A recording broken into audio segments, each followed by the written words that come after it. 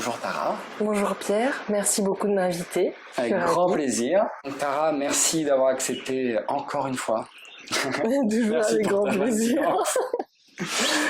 Allez, en quelques mots, est-ce que tu peux te présenter pour toutes celles et ceux qui ne te connaissent pas? Je suis thérapeute holistique. Je travaille sur les états de conscience modifiés, amplifiés, transformés. Ce qui fait que dans un côté un peu contemporain, moderne, je peux travailler en hypnose spirituelle et symbolique. Mais majoritairement, je travaille au tambour, je travaille de manière chamanique. Ce qui fait que pendant des années, je disais je suis praticienne en chamanisme et je réalise aussi l'importance du choix des mots et c'est pour la première fois peut-être que je le pose comme ça. Je suis chamane et je travaille avec mon tambour, entre autres. J'ai d'autres cordes à mon arc, je vais travailler avec les huiles essentielles en olfaction pour tout ce qui est émotionnel. Je vais travailler sur le corps physique avec la médecine des tremblements ou avec le retraitement des mouvements oculaires quand on a des traumas. Je vais travailler avec plein de petits outils, mais quelque part, ce sera toujours la même chose, essayer de résoudre le problème, le conflit, ce qui amène la personne à venir chez moi. Ce que j'ai compris en fait, ce qui fait la différence par rapport à mes enseignants, c'est que viennent de parties du monde où quand on va voir un chaman trad, traditionnel, voilà, très traditionnel, tout ce qui est de l'ordre de l'émotionnel, de la psyché, il va pas forcément s'en préoccuper. Nous, on vit quand même, on est des occidentaux d'une certaine manière, même si on est du côté de la Réunion, il y a ça. Ouais, il faut nourrir le mental. Donc c'est aussi pour ça que je me suis formée à la psychopathologie, à l'hypnose, etc. Parce que c'est intéressant de comprendre les schémas aussi. Et c'est intéressant de comprendre la posture qui, dans le chamanisme et dans ce que j'ai déjà expérimenté moi, est un peu plus brute de pomme et qui, je pense, ne peut pas parfois être aidant pour tout le monde. Convenir à tout le monde, ouais. Voilà. Et c'est des petites choses très importantes. Tu parlais du cadre, la position basse du thérapeute. La carte n'est pas le monde, donc ce que tu dis, la personne me dit, c'est ce qu'elle vibre aussi. Donc je la crois en fait. Tout simplement. Voilà, je crois. Je commence pas à dire oui, mais parce que non. J'accueille, je crois. Et je comprends pas encore aujourd'hui les personnes qui veulent à toute fin être ça. Tu veux dire chaman? Oui, parce que j'ai conscience de ma responsabilité, du service que je mets en place, ma disponibilité, de travailler sur différents plans, d'être... C'est pour ça que je te disais, pendant des années, je n'ai pas dit chaman. Et aussi pour ce que ça implique dans ma vie quotidienne. Je suis pas chaman de 2h à 5h, je suis chaman quand je dors, quand je mange, quand je me réveille, quand je suis dans ma voiture, quand je suis dans ma vie de famille, etc. On parle pas du chemin qu'on arpente seul, de la solitude, de la formation, de ce qui nous est demandé dans les invisibles, de ce qu'on nettoie, ce qu'on est venu nettoyer, qui du coup va très fortement taper chez nous parce que c'est ce qu'on accepte.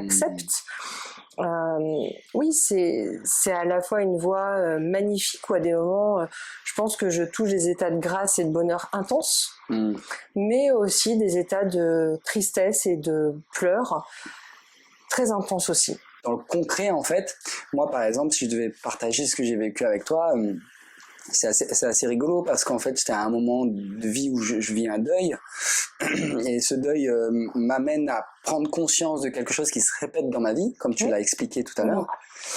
Et puis j'ai un copain qui te connaît qui me dit ben voilà, pourquoi tu l'appelles pas? Je dis bon, qu'est-ce qu'il y a? Elle est chaman. Alors déjà chaman, comme je te l'ai dit à ce moment-là, je dis oh là là, qu'est-ce que c'est avec ce truc encore? Et puis au final il m'explique ce qui est possible de faire, donc ça s'appelle un recouvrement d'âme. Alors ça aussi c'est un nom qui m'a impressionné sur le moment. Et puis après j'étais tellement dans le mal avec ce deuil que je me suis dit bon, après tout dans ces moments-là on est prêt à tout. Et c'est là où le cadre que tu proposes est très important. Je te laisserai t'exprimer là-dessus parce que le cadre que tu proposes il est important parce qu'on est dans des moments de fragilité, on est très vulnérable dans ces moments-là et donc il faut pas tomber sur n'importe qui. Bon, comme c'était un ami très proche et puis que je te connaissais déjà un peu, je t'avais déjà croisé sur quelques événements, donc je franchis le pas et tu m'en parles et puis très vite quand même après la séance, je me sens mieux quand même parce que j'arrive à comprendre pourquoi je le vis de cette manière-là, ce deuil, j'arrive à comprendre dans quoi il résonne chez moi, et je comprends pourquoi ce que je ressens est redondant chez moi, ce qui fait que, à ce moment-là, une pièce de puzzle pour moi se place, et en fait, ce mécanisme s'arrête. Voilà, les séances de tremblement aussi, je te laisserai en parler, qui sont incroyables pour enlever les traumas qui sont restés dans notre corps. Mais je trouve que c'est important que les gens puissent savoir qu'on peut se libérer de choses comme ça avec tes séances. Parce que parfois, la vérité, elle se situe pas dans le fait, dans ce qu'on fait ensemble. La vérité, c'est que si quelqu'un pense être victime d'un trauma, mais qui dit je m'en souviens pas, peut-être que c'est vrai, peut-être que c'est pas vrai, est-ce que j'ai été ça, je sais pas. Et je vois bien que dans son corps, la personne réagit comme quelqu'un qui a un trauma, qui a un stress, ce qu'on appelle le stress post-traumatique, etc. Qui a des choses qui ne vont pas. Je m'en fiche de la vérité, en fait. Parce que la vérité corporelle, émotionnelle, et dans tous les corps, et dans les invisibles, elle m'indique qu'il y a vraiment une problématique. Et c'est ça qu'on va travailler ensemble. En toute douceur, quand tu disais, voilà, la personne, elle arrive fragile, donc vraiment être en position basse pour accueillir. Et c'est pour ça aussi que c'est intéressant d'être formé sur d'autres thérapies plus contemporaines. Et en même temps, de pouvoir se dire, je t'amène sur ton chemin d'autonomie. Tu sais, le moment où on rentre dans la résilience, tu te sentais tout en bas, tu tapes du pied et tu peux voir ma main pour qu'on fasse le travail ensemble. Donc ça c'est super, mais voilà. Après, c'est la personne qui vient me voir qui a la main, c'est pas moi qui décide. Il faut se revoir dans tant de temps. C'est les personnes le sentent, elles ont besoin de se poser dans la matière. Il va se passer plein de choses.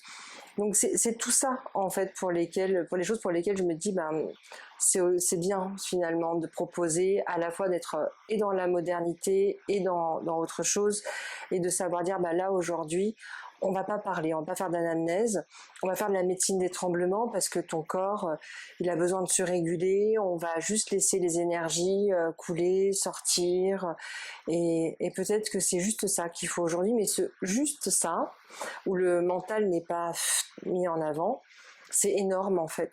C'est laisser parler l'intelligence du corps, c'est laisser parler des choses en nous, des trésors, des puissances que l'on a, sans qu'on vienne dire et si je fais ça, il va se passer ça. Non, là, laisse ton corps agir, laisse faire, laisse-moi te guider dans ce chemin-là, pas pour parce que je suis supérieure à toi, mais parce que j'ai été formée pour et que je peux t'emmener en sécurité là où on va aller et laisse faire. Donc c'est ça aussi à des moments-là de se dire on va juste faire ça aujourd'hui. Ou peut-être je pourrais te dire écoute, vu ce qui se passe aujourd'hui, c'est pas cool, on va juste respirer ensemble une huile essentielle parce que c'est un moment comme ça. Ou peut-être que pendant que tu respires une huile essentielle, je vais juste poser ma main à un endroit et je vais pas bouger pendant une demi-heure jusqu'à ce qu'en fait tout s'apaise. Qu'on soit un peu dans ce que certains vont faire en cohérence cardiaque, qu'on arrive dans cette synergie-là, d'être ensemble. C'est un petit peu ça que moi j'ai envie de proposer aujourd'hui, des choses pour lesquelles je continue d'avancer, de me former, de voir là où à des moments ça peut être intéressant dans mes pratiques, c'est ça. Même si mon allié, mon cheval qui m'emmène dans les invisibles, c'est lui. C'est vrai que c'est super que tu aies pu ramener ton tambour parce que c'est un outil précieux pour toi. Oui. Un outil. Je dis ça comme ça. Alors pour moi, c'est on parle souvent de chaman avec monture et à pied. Donc je suis avec une monture, c'est mon cheval qui va m'emmener dans les invisibles. C'est-à-dire que quand je le prends, quand on est ensemble avec l'esprit qui est à l'intérieur de mon tambour, je lui fais confiance, c'est mon cheval qui m'emmène au galop là où on doit aller. Je le suis en fait.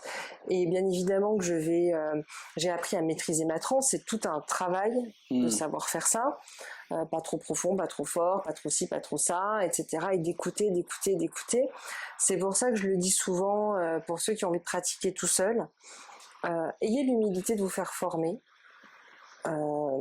Par quelqu'un qui s'y connaît. C'est fastidieux, c'est long, ça fatigue. Et quand vous avez fait votre formation de 2, 3, 4 jours, un des premiers espaces où on rentre dans le chamanisme, il vous restera des centaines, des milliers d'heures à pratiquer, seul à la maison, parce que vous allez découvrir ce que j'appelle des esprits, des animaux totems, des animaux de pouvoir, des esprits du monde du milieu.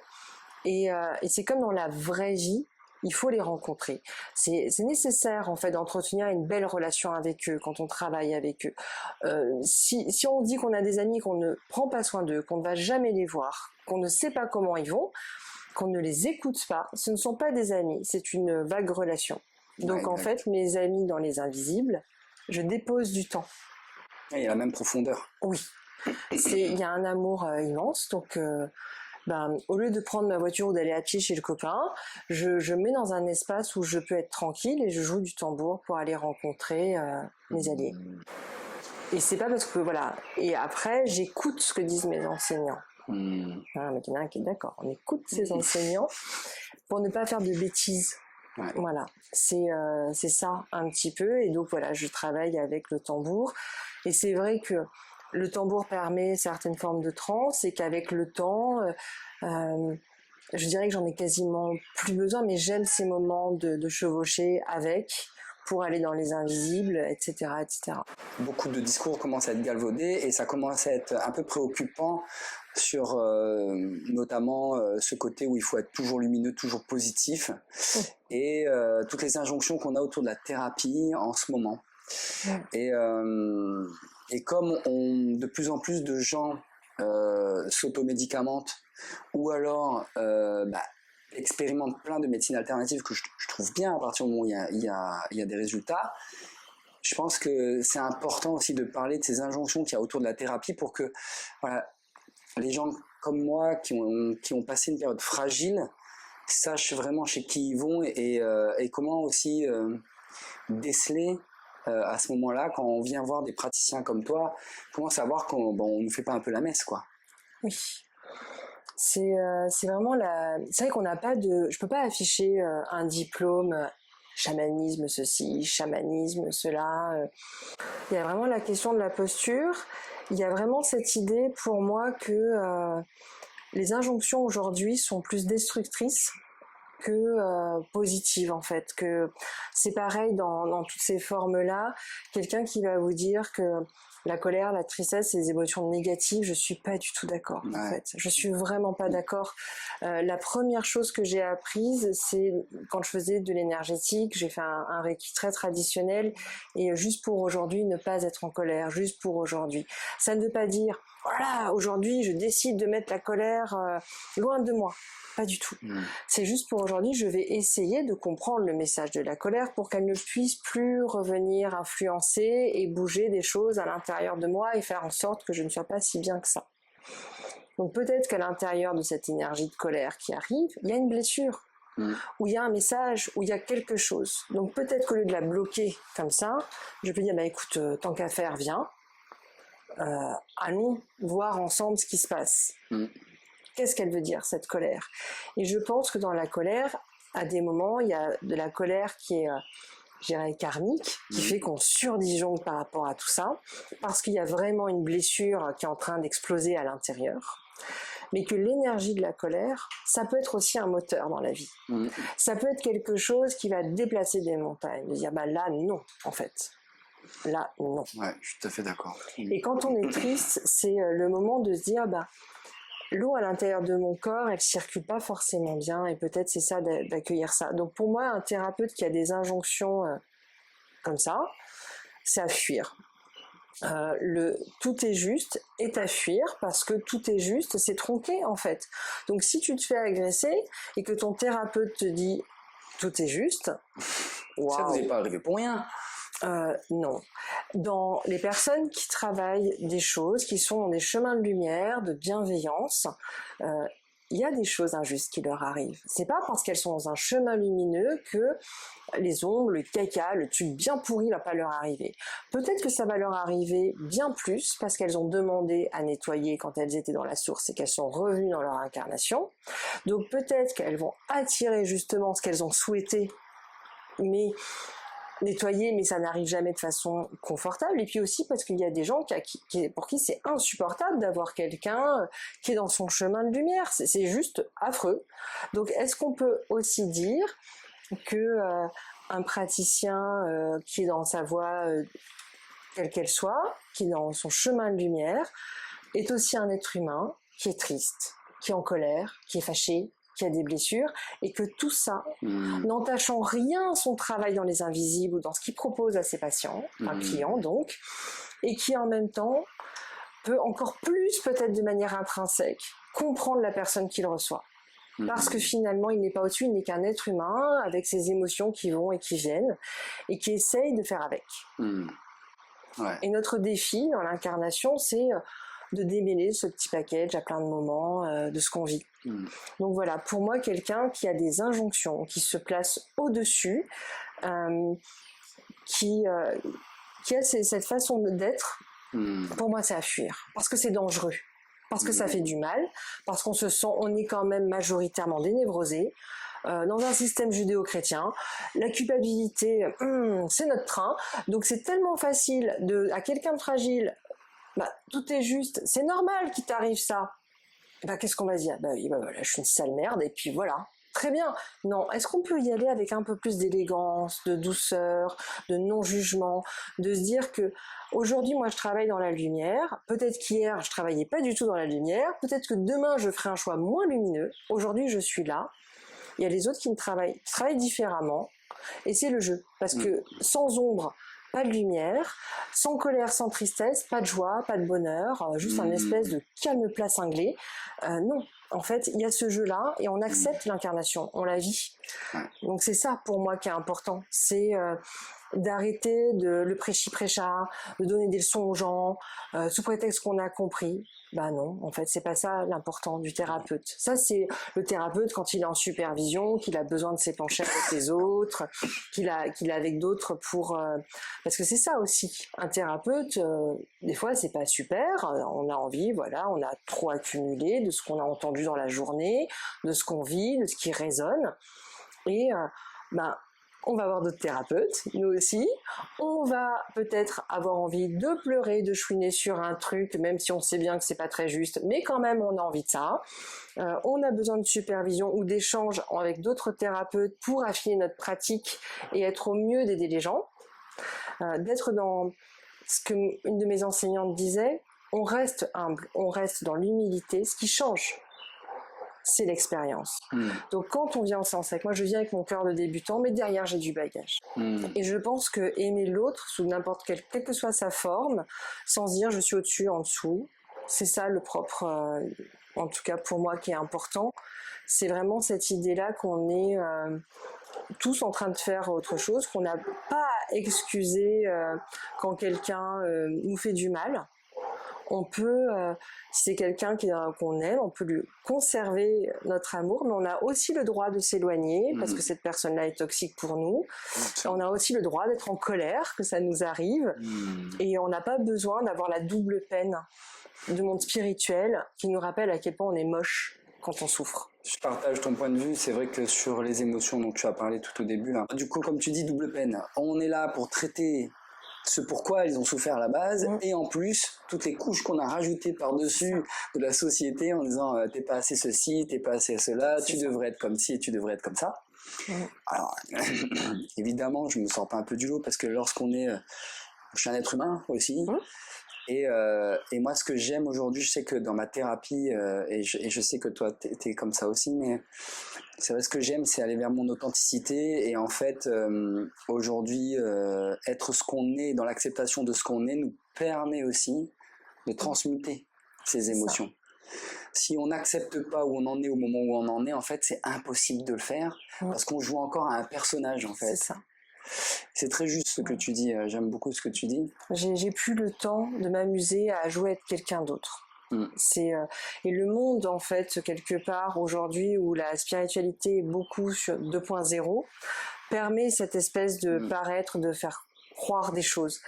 Et je pense que de revenir à l'essentiel, à notre vulnérabilité, parce que c'est une réalité, l'être humain est hyper fragile. On est tous vulnérables. Et on l'est tous. De revenir à ça, de revenir à ces positionnements-là et aussi l'importance du mot, du verbe. Ouais. La médecine de la La parole. parole. Non, bien sûr. On parle dans les accords Toltec de voilà, une parole juste, bon, très bien. Alors, Moi, on peut en parler, hein, la voilà. parole impeccable, moi j'aurais des choses à dire là-dessus. Hein. Voilà. Moi, je ne vais pas sur le terrain de la parole impeccable, je parle de la médecine des mots. Le mot, en fait, le verbe, la façon dont on a de s'adresser à quelqu'un, quand c'est aussi ça qui va le guérir. C'est cette énergie-là, c'est ce baume-là qu'on vient mettre sur cette personne. Mais quand en fait quelqu'un, et d'autant plus un thérapeute, quand il vient nous donner une leçon, ce n'est plus du baume qu'on reçoit, c'est du poison qui vient. Donc c'est ça qui est important. Bien sûr qu'on va tous dire des mots qui nous dépassent, qui sont pas appropriés, qu'on va se laisser dépasser, etc., etc. Maintenant, c'est de revenir, oui, à assumer ce qu'on vient de faire. Exactement. Et c'est quand on a blessé, c'est pas à l'autre de pardonner, c'est à nous en fait d'aller chercher ce pardon. Pour moi, c'est ça. Celui qui est blessé, j'essaie de le. Quand j'ai quelqu'un qui vient dans la thérapie et qui est blessé, c'est pas de lui dire bon écoute, tu peux comprendre ton bourreau, allez un petit coup de pardon, on n'en parle plus. T'es pas lumineux, voyons, hein? Non. C'est l'idée, ok, c'est un fait, tu es blessé, je l'entends. Maintenant que c'est entendu et que la personne est reconnue dans ça, on va pouvoir changer d'état. Et dans ces cas-là, moi, je m'en fiche quelque part du pardon. Ce que je veux, c'est que la personne, elle aille dans sa paix intérieure, qu'elle soit plus confortable d'une certaine manière avec ce qu'elle vient de vivre, qu'elle puisse à nouveau s'épanouir et reprendre sa place dans son chemin de guérison. Par contre, moi, ce que j'ai envie de dire aussi au bourreau, c'est à lui à un moment d'assumer ses actes. C'est à lui de demander pardon. C'est pas à l'autre de pardonner. C'est à l'autre de prouver, s'il a une conscience, qu'il peut le faire. Et on ne doit pas stigmatiser la victime parce qu'elle n'a pas envie de pardonner. Qui a envie de pardonner à son bourreau? Sincèrement. Moi, je suis pas un grand maître. J'ai pas toujours envie de pardonner à mon bourreau. J'ai juste envie d'être en paix. Alors ça me fait rigoler, mais c'est pas rigolo, hein, mais ça me fait rire parce que sur les réseaux, en ce moment, je me retrouve avec des psychologues, des interviews, des réels, des machins avec toi que je regarde. Et ce que tu dis, c'est juste parce que je suis tombé sur une vidéo d'une psychologue. Elle fait un sketch et puis elle explique que, en fait, c'est toujours les victimes qui vont faire de la thérapie. C'est ça.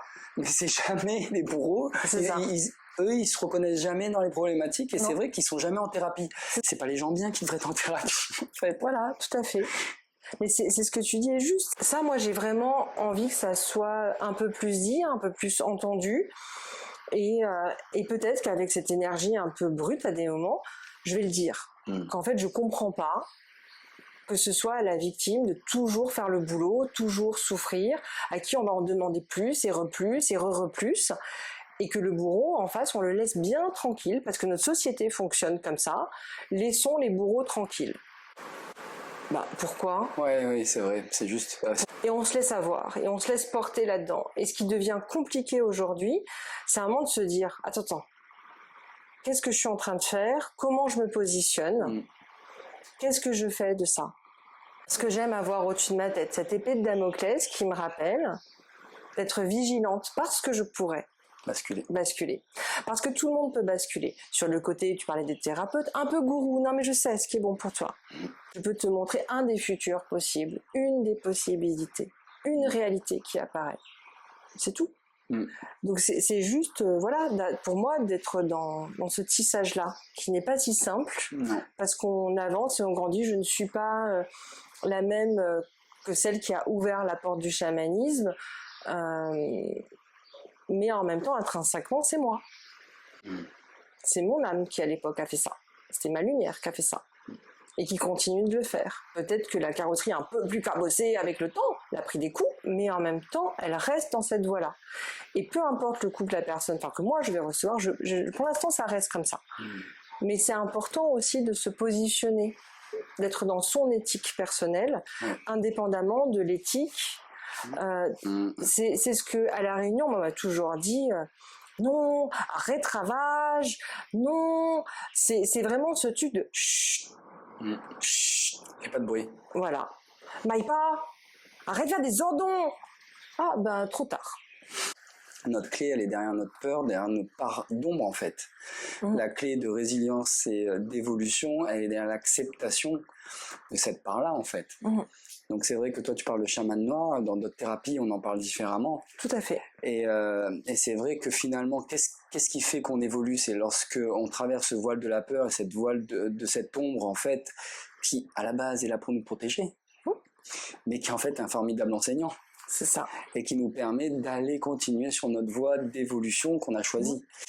Et on peut comprendre et puis se basculer à un moment donné, parce que c'est vrai que on est humain, quoi, en fait. Donc c'est vrai que cet état de vigilance, elle est permanente lorsqu'on a besoin, lorsqu'on aime accompagner les gens.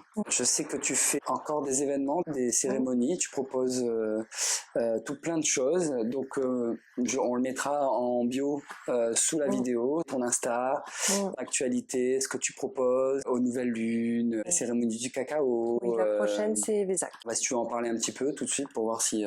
Oui, j'aime ces temps forts. J'ai toujours célébré le Vézac, qui est la naissance, l'illumination et la mort du Bouddha. Parce que symboliquement, il se passe quelque chose de très profond pour moi. Depuis 2-3 ans, j'ouvre cette idée au public.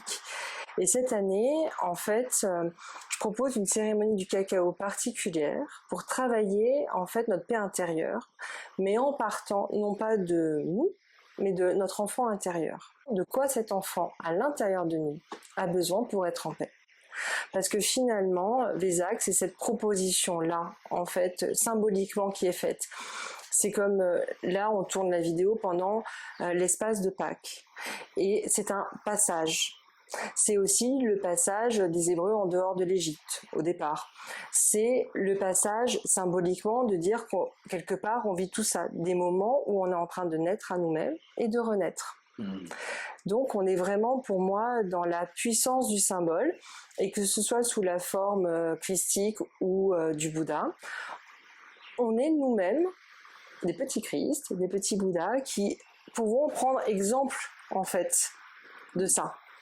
Et c'est ça qui m'intéresse en tout cas dans ce que je propose. Je ne vais pas vous dire demain on va faire Bouddha, hein, non, le Christ, pas du tout. C'est on va suivre cet exemple, cette proposition là, de se dire ben voilà.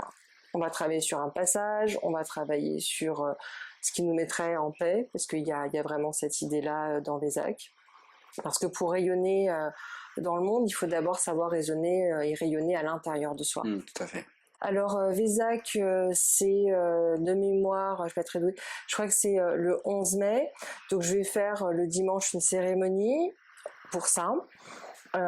J'espère continuer à proposer les nouvelles lunes, donc c'est toujours au moment de la nouvelle lune, on travaille sur les énergies du moment, et ce que j'appelle healing, c'est la guérison holistique, c'est pour ça que je mets le mot healing exprès, pour pas qu'on croie qu'on est dans de la médecine, médecine moderne.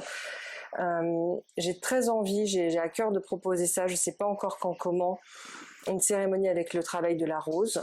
Voilà. Je vais essayer de programmer aussi du collectif avec la médecine des tremblements, peut-être un yoga nidra. Enfin voilà. Et je reçois tous les mardis et jeudis en cabinet, le matin, uniquement. Merci Tara, j'étais très heureux de faire cette vidéo avec toi. La bonne. J'espère bien. Je vous remercie d'avoir suivi cette vidéo. N'hésitez pas à lâcher un commentaire, un like et puis abonnez-vous à la chaîne si ça vous a plu. Merci, à bientôt.